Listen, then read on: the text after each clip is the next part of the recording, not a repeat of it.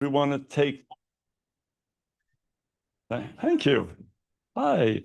Want to take full advantage of this hour with our special guest today, Dr. Jayne Morgan. Hello to those who are on Zoom and anybody who gets the opportunity to review the recording of this very important event. My name's Rick Page. I'm Dean of the Lerner College of Medicine and Chief Medical Affairs Officer for UVM, and I'm really delighted to welcome all of you to today's Gender Equity Education Series event. I want to thank you for joining us and for your continued engagement in important conversations that strengthen our community and our shared commitment to excellence in healthcare delivery.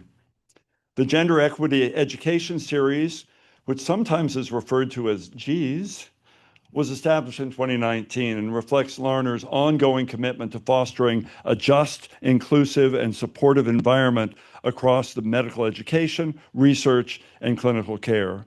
From its inception, this series has created space for meaningful learning, reflection, and dialogue around gender-related challenges and opportunities in academic medicine. This series was launched under the leadership of Dr. Ann Doherty, Associate Professor of Obstetrics, Gynecology, and Reproductive Sciences, whose vision and dedication have helped shape this series into a vital part of our institutional culture. Through this work, we continue to deepen our understanding of how fairness and inclusion are foundational to excellence in medicine and science. Today's session continues that strong tradition and is especially fitting that we're gathering during American Heart Month, a time that invites us to consider not only clinical outcomes, but also the systems, experiences, and structure of those who shape healthcare and healthcare delivery. As a cardiologist, I think I've even got my red dress on here.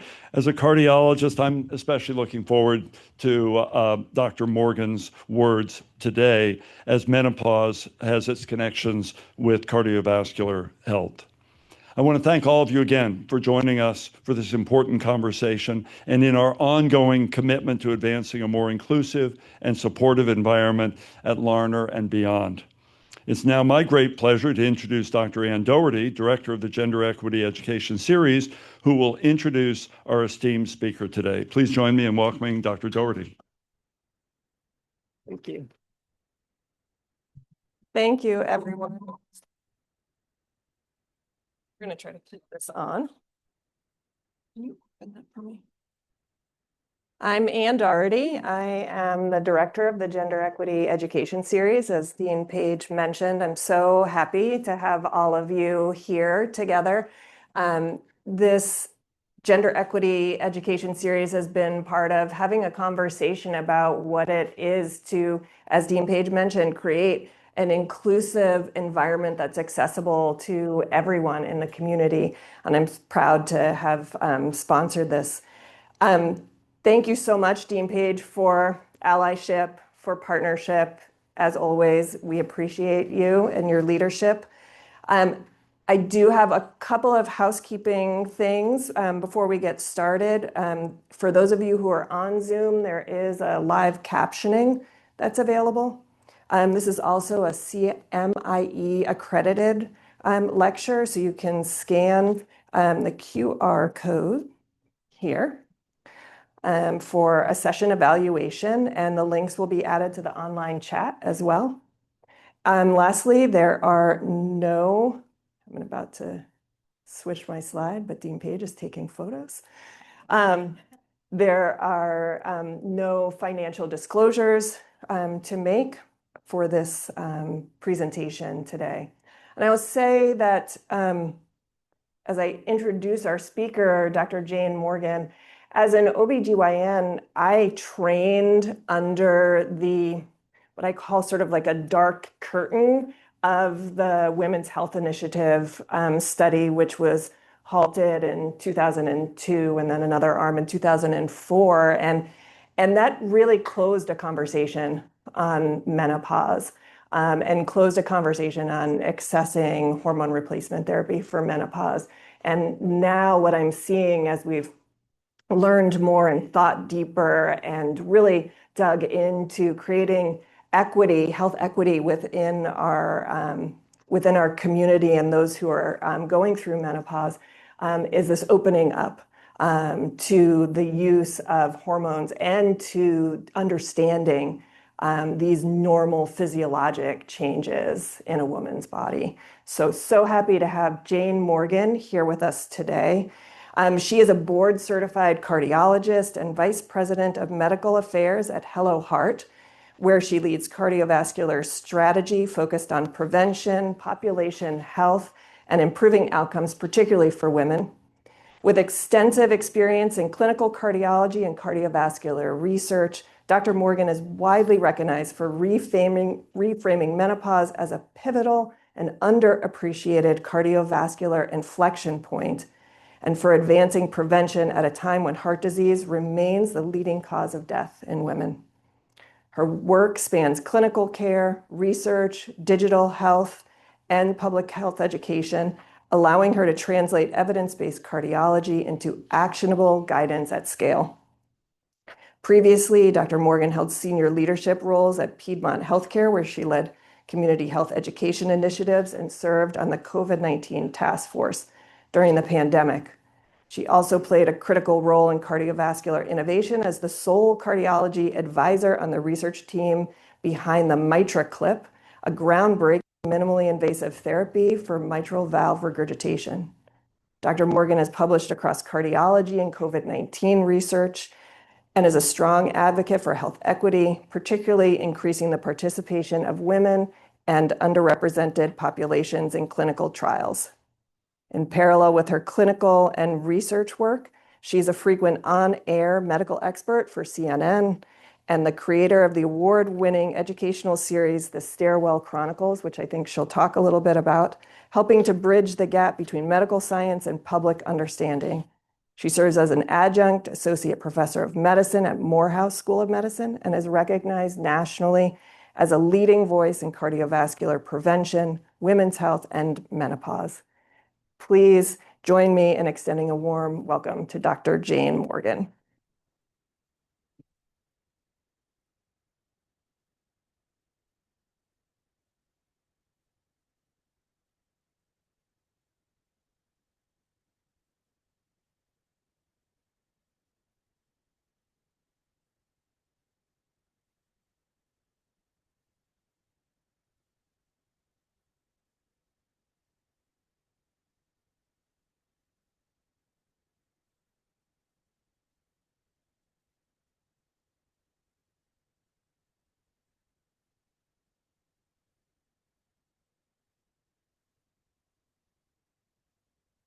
I don't feel myself.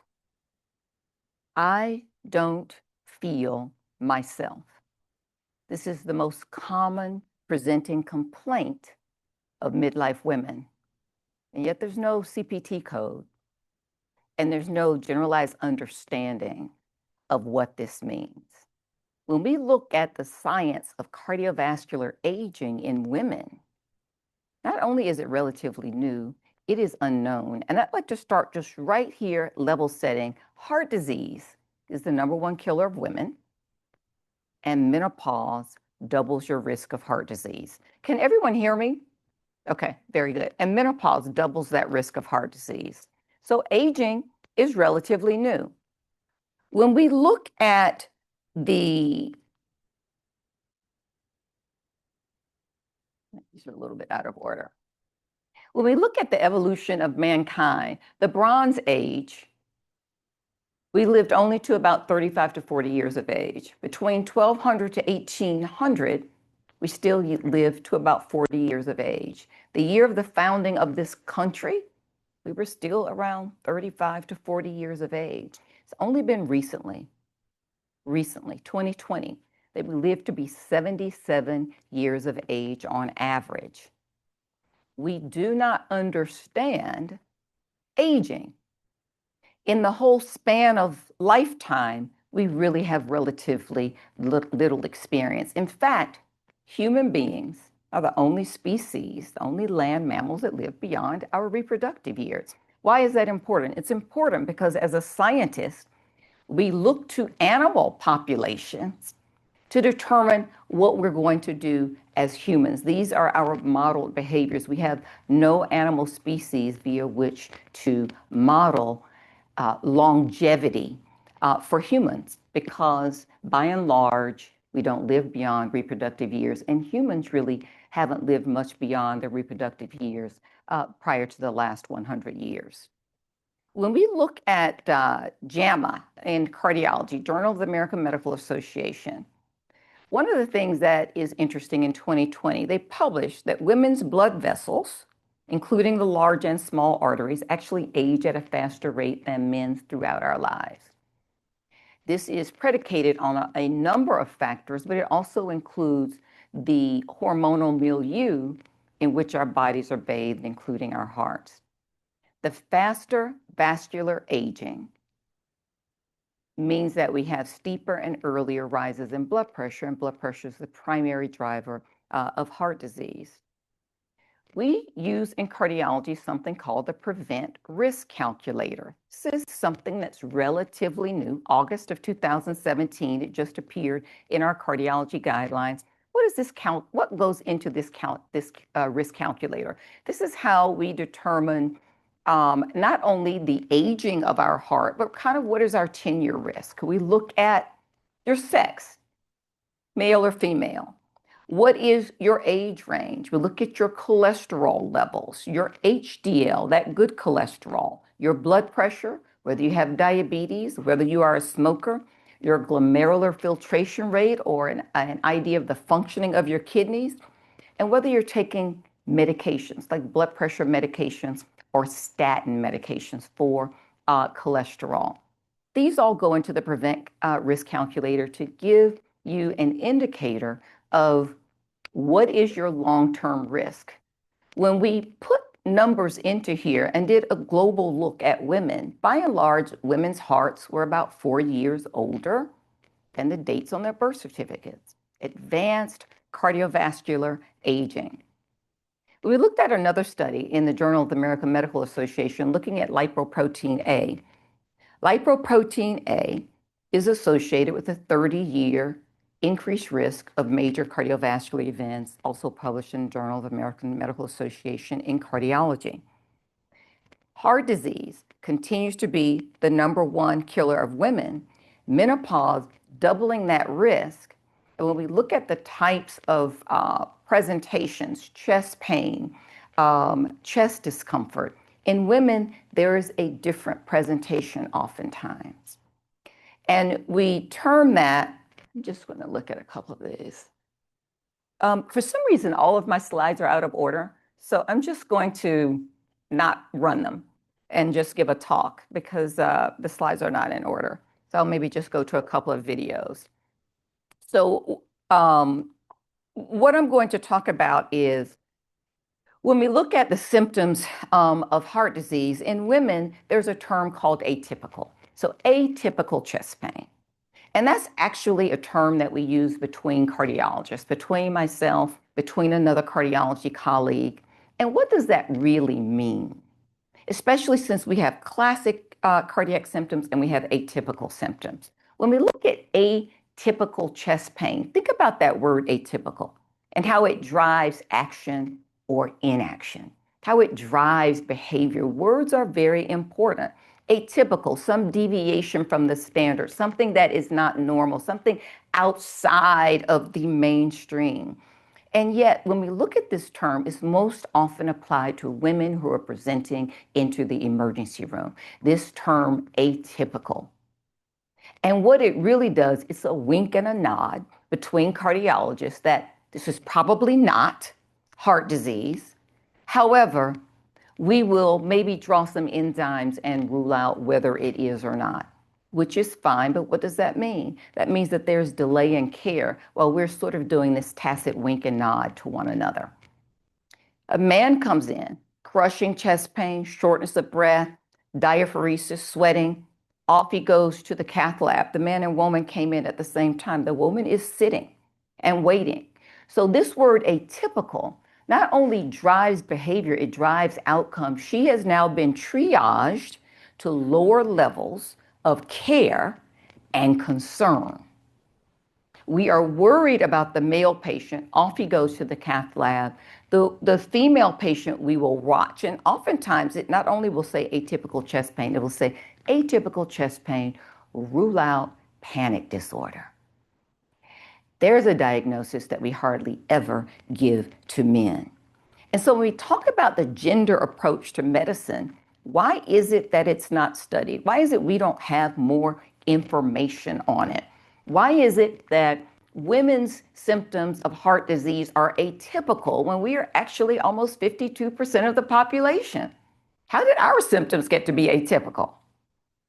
That's completely backwards. And yet here we are within a system that was created not by us and not for us, but we're trying to survive in this system. So let's talk about women's health. Throughout all of women's health, we have been relegated to reproduction only. When we talk about women's health, what are we talking about? We're talking about breasts, vaginas, pelvises. That's really it.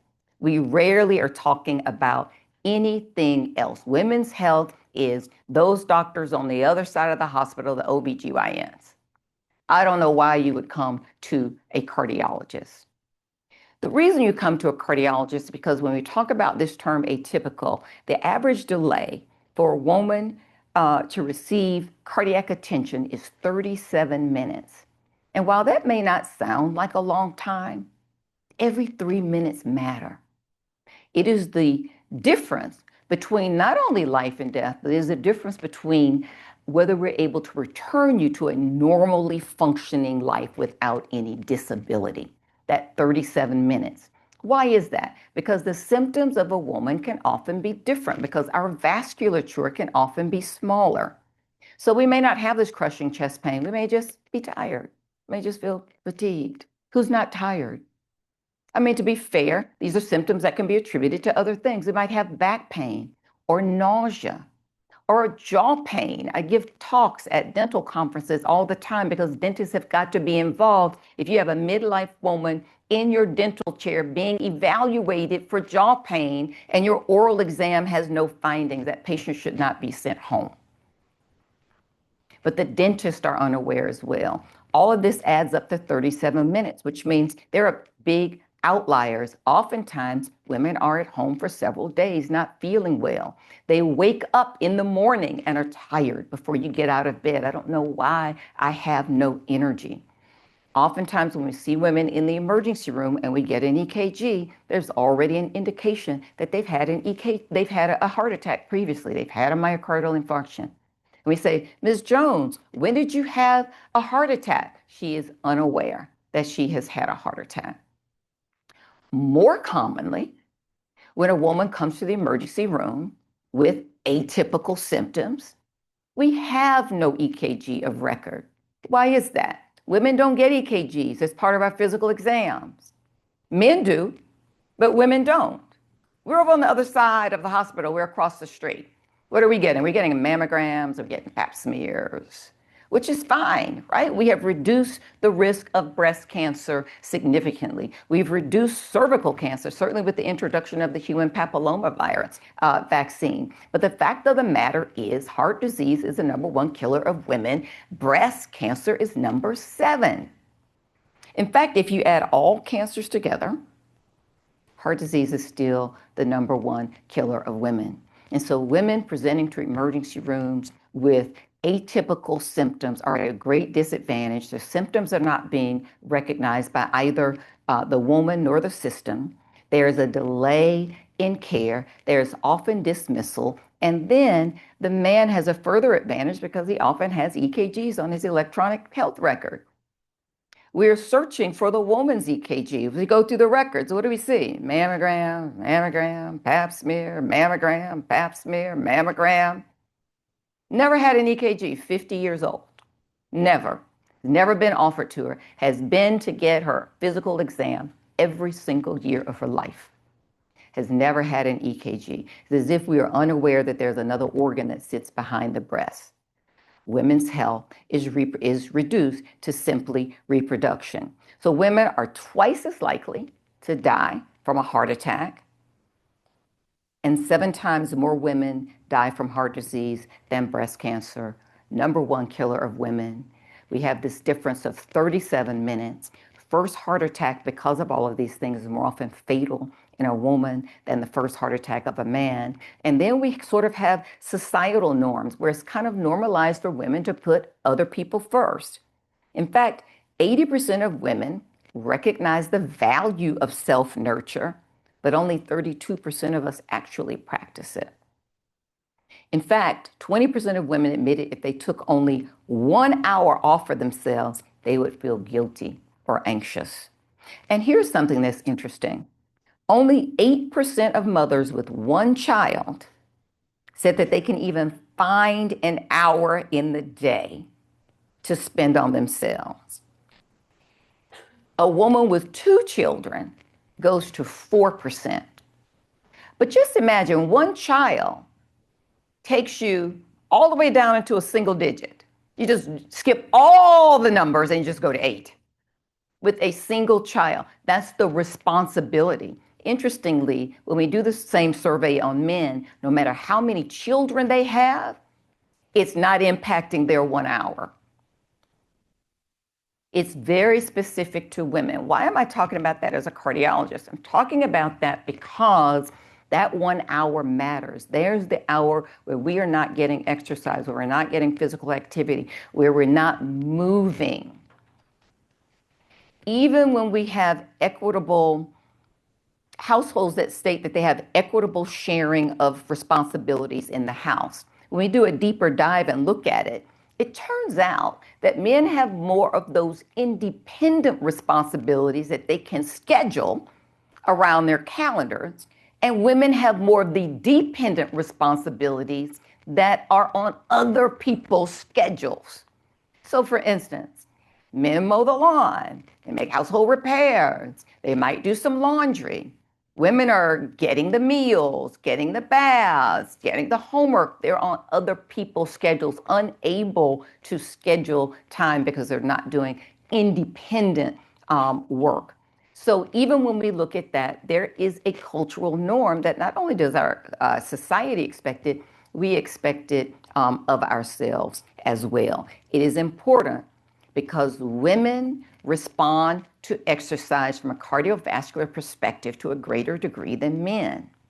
So we could actually exercise less and get the same benefit as men, but we don't exercise at all, mostly because of that 1 hour. And then there are also other societal things. Men tend to exercise because it makes them feel good.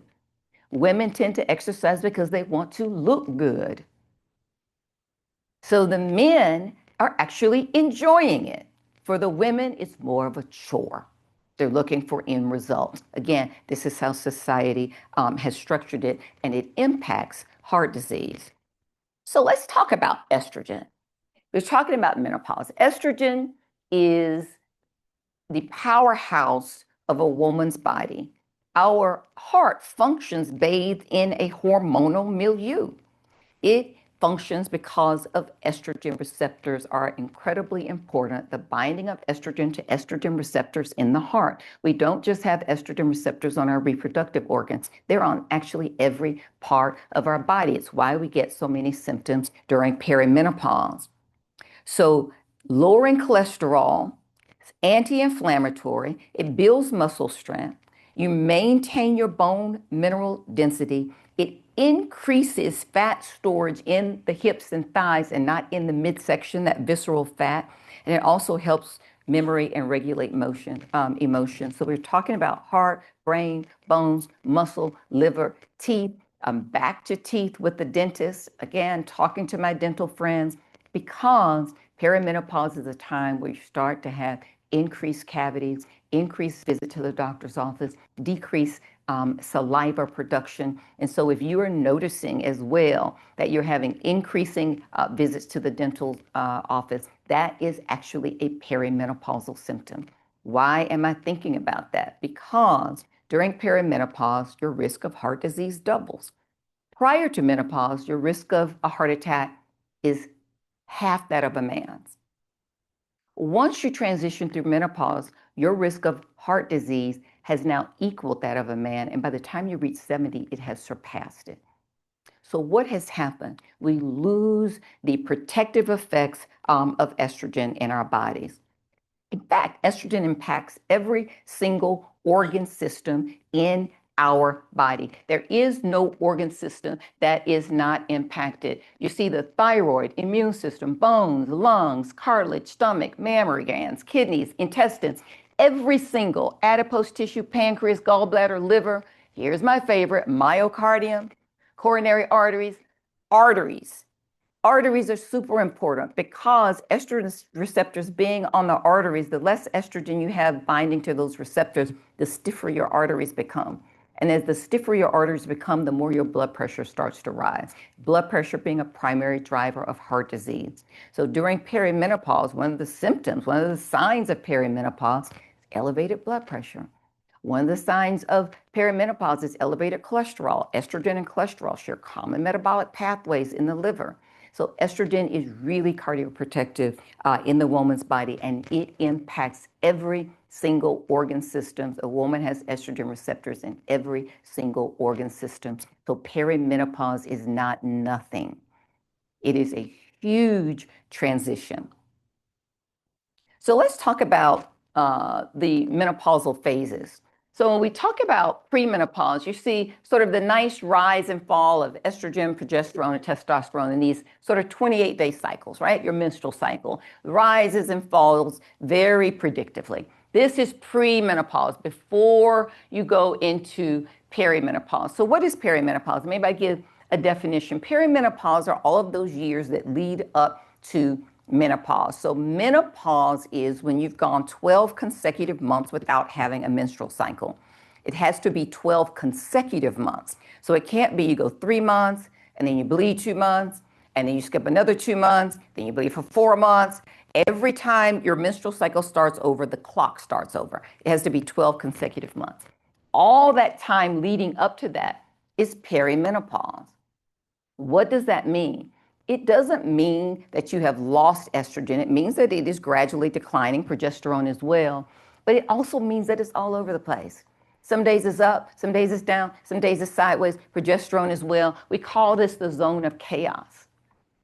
This is when you're having these symptoms, right? Your estrogen is high, you're feeling good. As it dips, the most common symptoms are hot flash, the night sweats. That's what all of these symptoms are about. Gradually over time, your estrogen levels will drop down to a very low level, as well as your progesterone levels. And in fact, once you reach postmenopause or menopause, you can see what has happened to all of these lines. These are flat lines. So in cardiology, we never like to see flat lines. This is not something that we aspire to. And so here are the 3 phases, and this is the symptomatic phase. And perimenopause is very interesting. Not only is our risk of cardiovascular disease increasing, also our risk of stroke, but also it is a time when you are still fertile, you're still ovulating. So you can still get pregnant and also be in perimenopause. So it's kind of the fun years. So you should, I have so many patients ask me, well, I don't need birth control anymore. You told me I'm in perimenopause. No, that is incorrect. You do need birth control. It just means that your hormonal levels now are irregular. So let's look at some of these symptoms and why would a cardiologist be talking about them. So up on the left, frozen shoulder. Okay, we're talking about estrogen receptors in the bones. The most common symptom in our bones is frozen shoulder. Itchy ears. Why would you have itchy ears? As you lose estrogen, your skin thins. The thinnest skin in our bodies is in our inner ear. So you might have itchy ears. I'm from Georgia. Most of us think it's allergies. It is not. Body odor, your body odor starts to change. Underarm odor, you start to have drawers of deodorants because nothing works. You keep changing things. Burning tongue, aching joints, vertigo, palpitations, most common symptom that we see coming to the cardiologist's office. Brain fog, increased allergies, rectal pain, crawling skin, itchy skin, dry mouth, increased cavities, urinary tract infections, painful sex, bloating, indigestion, gas, anxiety, mood swings, food cravings, clumsiness, and decreased desire for sex ever. All of these are symptoms, not of menopause, but of heart disease. That's how this has to be reframed. These are all symptoms of perimenopause. The ones that people know about are what? Hot flashes and night sweats. But the fact of the matter is there are about 65 symptoms and counting, and just like atypical chest pain, we're unaware. And we need to be aware of them because they're not just a ha-ha moment. So we see women having a hot flash, we turn on the fan, she takes off her jacket, everybody fans her, she's sweating when everybody's laughing. It's not funny. Her body is literally yelling to the world, look at me, my risk of heart disease is increasing, and everybody's laughing. That's how we need to look at these symptoms as well. This is not a gynecologic problem. This is a cardiology problem. Women coming into your office, we should ask about these symptoms proactively because they don't know them. We should be inquiring because it gives us an idea of how aggressive we need to be with preventive medicine. This slide I put in, it is, something that's interesting to perimenopause is that we lose other types of hormones, ghrelin and leptin, that regulate satiety centers and fullness. And so you're hungrier. Not only does your metabolism slow, but you also feel hungrier. And it takes more food for you to signal that you should stop eating.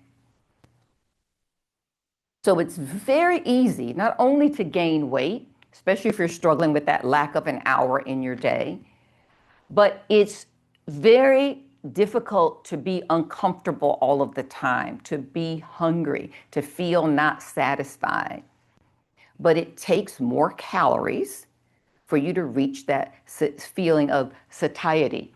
And that's one of the challenges. And when we put on this visceral fat, this fat in our midsection, it shifts from the hips and thighs to the midsection, and that fat is different. It is metabolically active fat. And what do I mean by that? We have something called skinny fat, where you can see skinny people and they have a little pooch. That is also unhealthy because visceral fat is an indicator of fat that's also encasing organs inside of your body.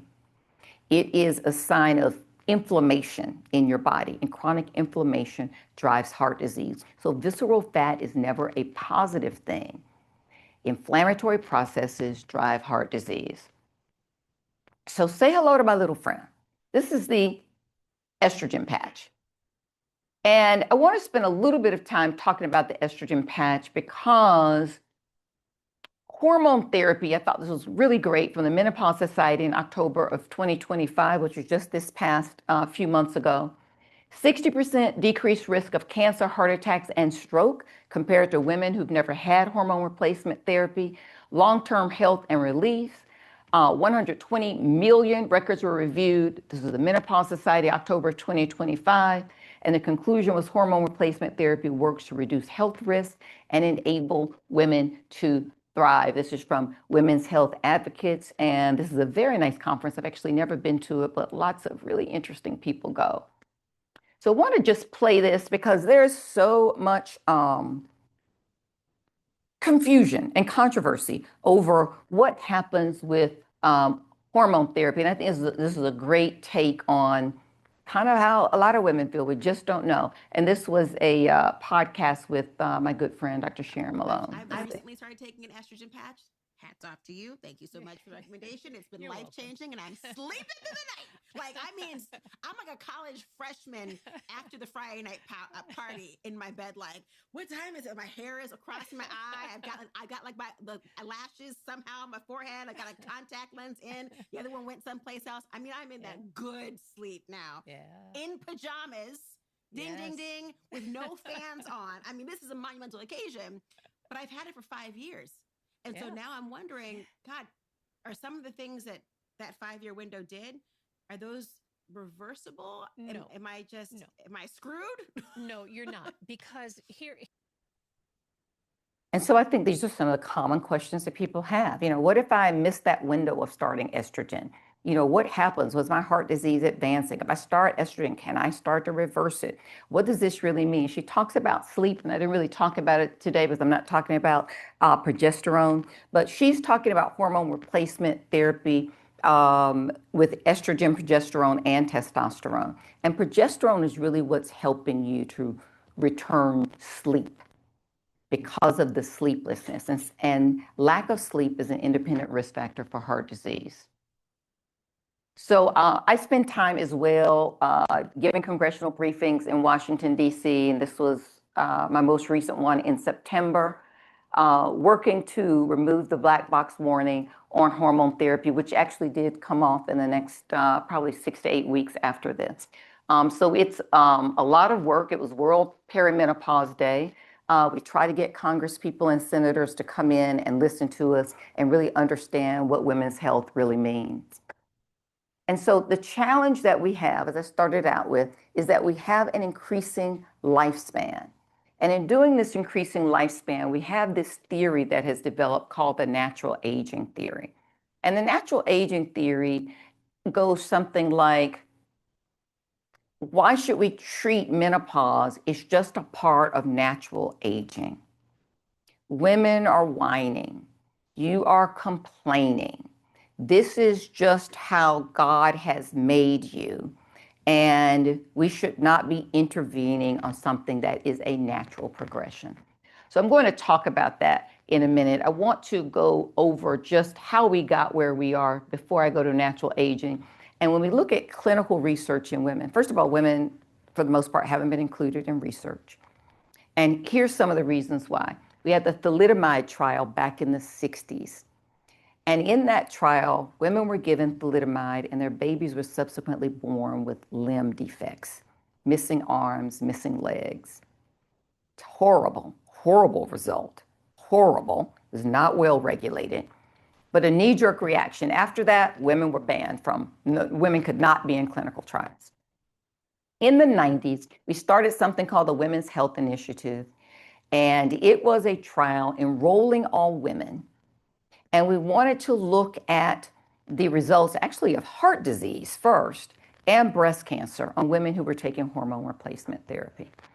This study was stopped probably in the early 2000s because their safety review committee concluded prematurely and erroneously that women who were taking hormone replacement therapy had an increased risk of breast cancer, and there was also an increased risk of heart disease. So women who were on hormone therapy were withdrawn from hormone therapy. We now know that for many reasons that data was incorrect. I'm going to give you just a couple of the high-level ones. When we're doing research, you have to enroll the population for which the therapy is intended. These women, many of them, were 70 or beyond 70 years of age. That's not the perimenopausal demographic, which is usually between 35 and 50. So we're looking at the wrong indication and the wrong population, and then of course drawing the wrong conclusions. Even so, in doing so, the active group that was getting estrogen and progesterone had just one more case of cancer than the placebo. I'm talking about the number one, just one. Further, those women who were only taking estrogen, meaning they had had hysterectomies. If you've had a hysterectomy, you don't necessarily have to have progesterone. Those women who were taking estrogen only actually had a decreased rate of both breast cancer and heart disease. Now, because one of the reasons we're here is because of equity, that particular group specifically was never discussed or advertised, because almost all of the women in that group, because of the way our society is structured and there is real health racism, were Black women who had all had hysterectomies. But it was that subset of women that actually showed the benefit. But the study never did a subgroup analysis on them, never looked at them. And they, because they had been driven to hysterectomies for a number of reasons, actually were the group that proved that hormone replacement therapy was actually effective, but they were ignored. Instead, they came out with this blanket statement about breast cancer, and then hormone therapy decreased overnight. But it's actually the Black women in that study, all of whom had had hysterectomies, that actually demonstrated that that was not true with estrogen. And then beta blockers. Beta blockers, kind of a mainstay of cardiology to prevent recurring heart attacks. At the European Society of Cardiology Conference in 2025 in Madrid, where I go every year, so we were there in Madrid, it was actually a really nice paper presented.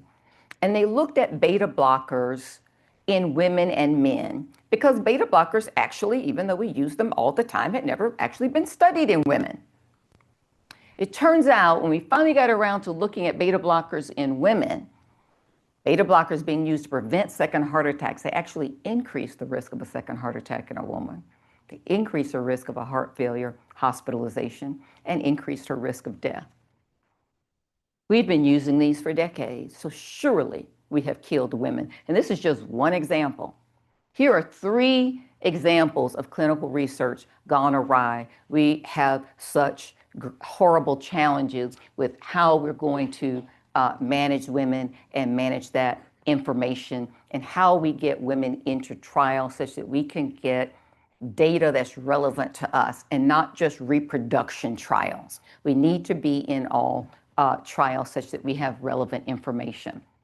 I do something called the Stairwell Chronicles. I sit on my stairs. This is my house and my stairs. And I wear various outfits, whatever I feel like wearing. And I really just give a talk in about 60 seconds or less. And I talk about health topics. I started talking about COVID, but I'm a cardiologist. I talk a lot about heart disease. I talk about menopause. And here's an example of me explaining this natural aging process, this natural aging theory that they're saying that many people, including physicians, are saying should be how menopause is managed. So here's my take on natural aging. I've been asked, shouldn't menopause just be allowed to proceed uninterrupted, since it really is just a part of the natural aging process? Hi, I'm Dr. Jayne Morgan, a cardiologist and menopause and women's health expert. Not only does menopause increase the risk of heart disease in women, when we look at the natural aging process argument and look at things like erectile dysfunction, which is also a part of the natural aging process in men.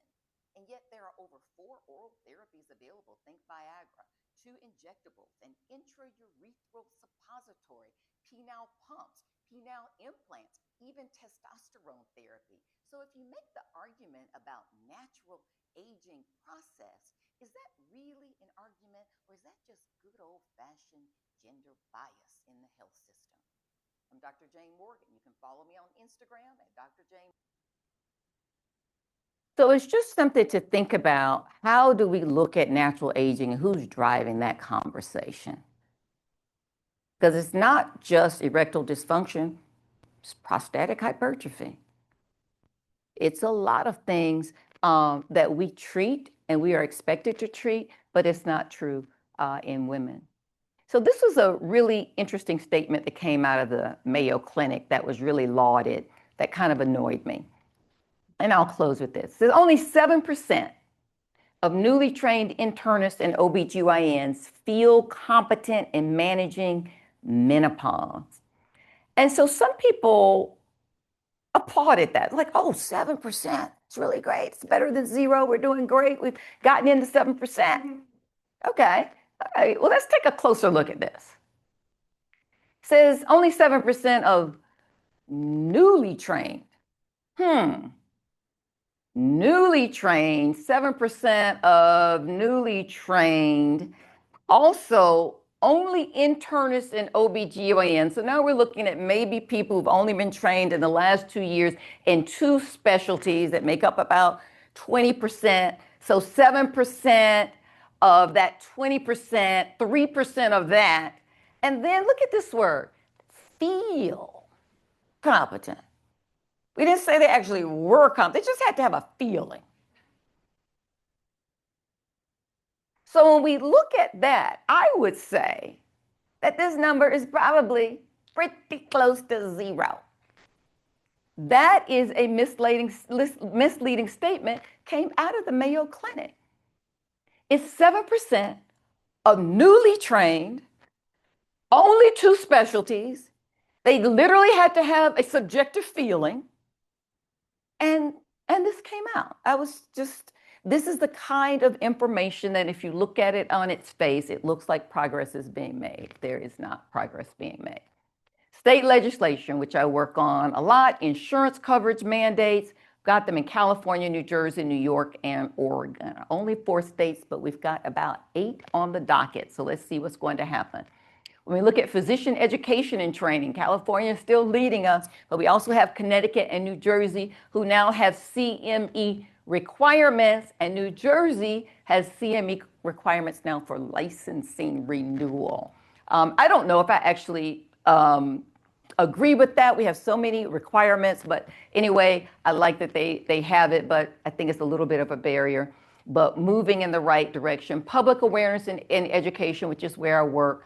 Arizona, Maine, Massachusetts, Texas, all have passed physician education and informational tools. And when we look at state legislation for workplace protections, women at the height of their careers, when they are ascending in their careers, have perimenopause and many times get sidelined.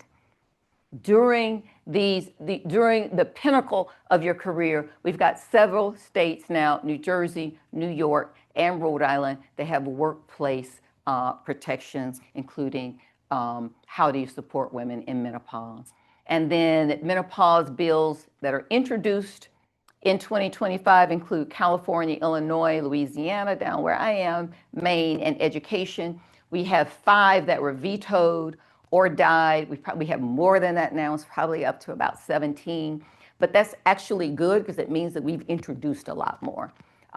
We've got some that I've introduced in Georgia, so we have many more coming. It doesn't mean that they're going to be passed, but it means that we're knocking on the door, and you have to just keep knocking. That's why I think these vetoes are important, because the information got out, and we'll be back. So in Georgia, I got the first ever menopause resolution passed on October 18th, which was World Menopause Day with the Medical Association of Georgia. So it goes now to the American Medical Association to determine whether or not it will be implemented in part of the training in the state of Georgia. And just cherish your heart. This is the rhythm of our stories. We are the ones who keep the families going. We are the ones who keep the businesses going. We're the ones who sacrifice our hour. We've got to figure out how we're going to protect our hearts, and we have to be able to make that connection to perimenopause. This is how you can follow me, and thank you for having me today.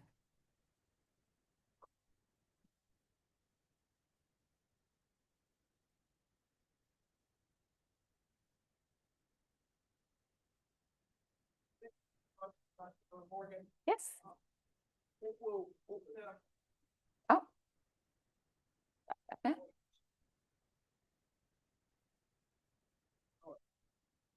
Sorry. Thank you very much, Good. Dr. I Morgan. didn't know there were questions. We'll open it up for questions. Yep. I think I'm gonna play Vanna White.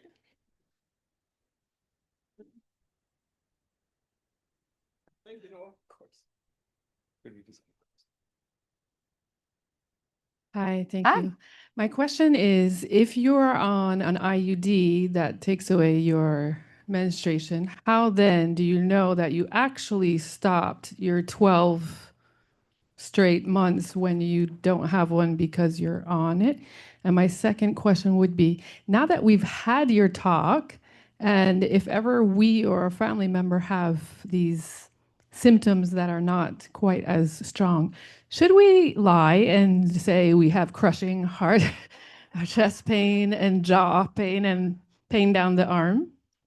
So these are really great questions. So I'll start with the first one. The IUD. All women who have IUDs don't have cessation of menses, but some do.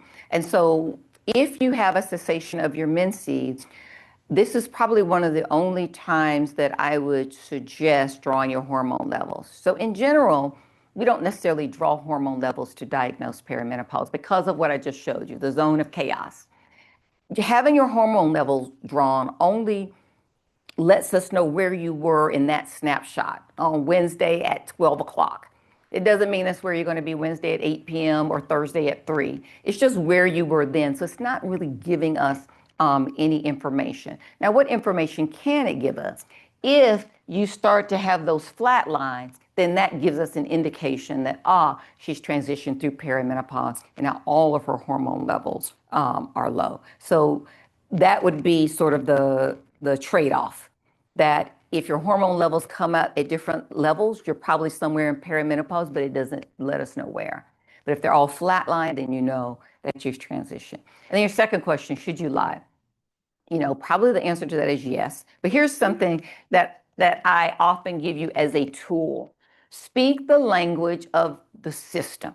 So I know it's very hard when you're not feeling well and you have family members who are anxious and trying to help you, and you're trying to advocate for yourself, and you're trying to talk to a doctor who's not listening, or the nurse not listening, and the ER is busy, and you're just, I was in Vermont, I heard Dr. Morgan speak, and blah, blah, nobody's listening to you. So speak the language of the system. If you think that you're being dismissed, or you're going home and no one is taking your symptoms seriously, or you're getting written that prescription for an antidepressant, which doubles during perimenopause. Antidepressants, anti-anxiety prescriptions double during perimenopause. Ask the physician or the nurse for an EKG. That's it. Now you're speaking our language. You've just communicated a lot to the staff in that emergency room. You've let them know you're thinking about heart disease. Now they think maybe I should be thinking about it, or why is she asking for an EKG, or that might be a good idea. And if you're coming in with these atypical symptoms, an EKG is reasonable. It can't be denied. So I would not waste my time trying to advocate for yourself. I would just say, hey, before I leave, could I have an EKG, please? Now you're speaking the language of the system, and the whole system understands what that means. And then you could lie if you're not getting, yeah. I don't think that, honestly, I don't think that's a bad course, but I think we need the system to understand our symptoms and for us to not be doing end runs to get the care that we need. But if that's your end result, women are dying from heart disease. So, yeah.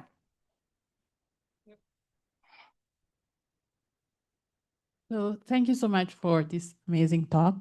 I have two questions. The first question is, you mentioned how you see dismissal and you see issues related to research when it comes to menopause and after menopause and a little bit before that. Do you think it's also kind of a continuation of what happens with research related to women's health?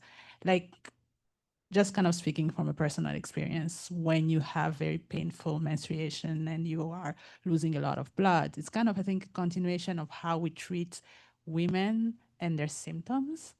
And then the second piece of it, because I'm a researcher, and I think it's very important to start kind of plugging into the gaps when it comes to the research, and I'm an epidemiologist, just from your knowledge, where do you think there's the greatest need when it comes to the epidemiology of menopause and heart disease? So I'll answer your second question first. I think part of the greatest need is the understanding of the epigenetics of the developing fetus.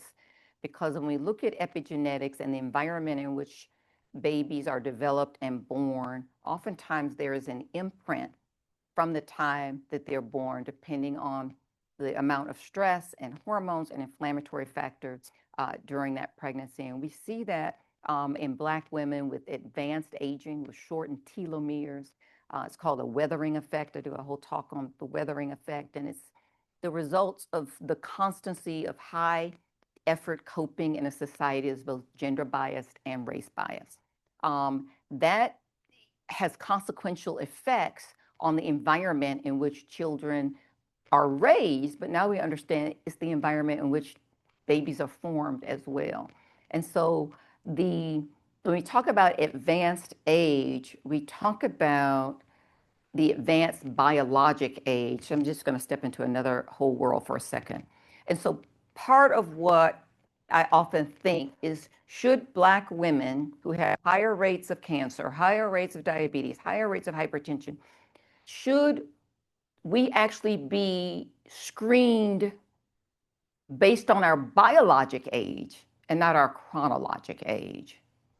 So should breast cancer screenings start 10 years earlier for Black women based on the age of your body and not the age of your birthday, especially since we see cancers being caught later and being more aggressive because of the results of the epigenetics. That's another talk and another conversation, but just something to think about when you have populations that are under different types of stresses, that those stresses are uncontrollable. We cannot control our environment. We cannot control how people see us. We cannot control what people think. We cannot control whether we're being overlooked or dismissed. We have to manage it. We cannot control the fear of our children being out driving alone. These are things that can't be controlled. That's the constancy of high effort coping, but still having to be functional in a society.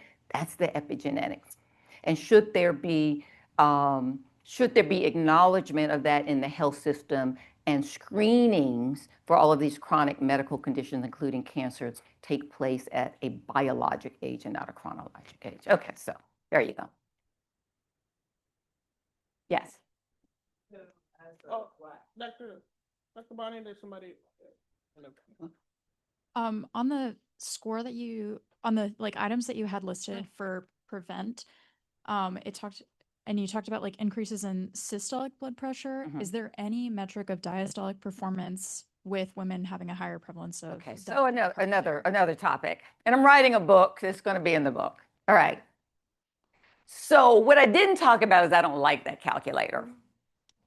Okay, that's the calculator we use. We just adopted it. I really hated the last one, the ASCVD, which had a race factor in it.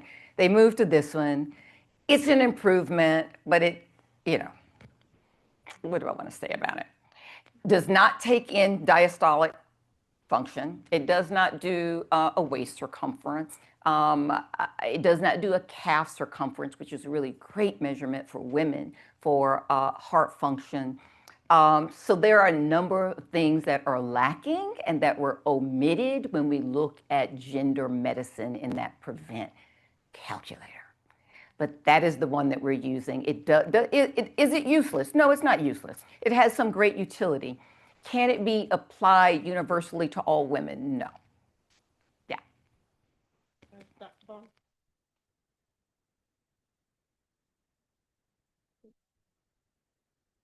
So as an African-American woman who's also a physician, who's obviously at risk, there's studies that have shown that women physicians have a higher mortality than even the women in the general population.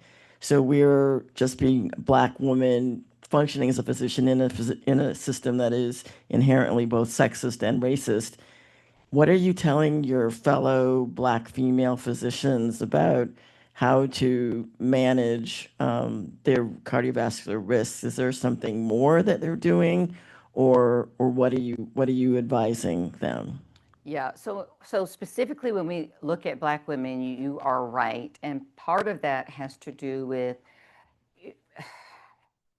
sort of reverse progression.